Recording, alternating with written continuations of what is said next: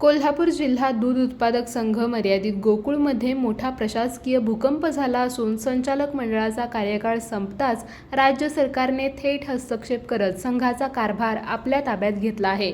निर्माण झालेल्या सत्ताशून्यतेमुळे गोकुळच्या कामकाजावर प्रश्नचिन्ह उभे राहिले असतानाच शासनाने प्राधिकृत अधिकारी मंडळ नेमून परिस्थिती नियंत्रणात आणण्याचा निर्णायक डाव खेळला आहे. महाराष्ट्र सहकारी संस्था अधिनियम 1960 अंतर्गत विभागीय उपनिबंधक दुग्ध पुणे विभागाचे राजकुमार पाटील यांनी हा आदेश काढत गोकुळच्या कारभारावर प्रशासकीय पकड मजबूत केली आहे. या निर्णयामुळे संघातील स्वायत्ततेवर मर्यादा येणार असून महत्त्वाचे निर्णय आता सरकारी चौकटीतूनच घेतले जाणार आहेत.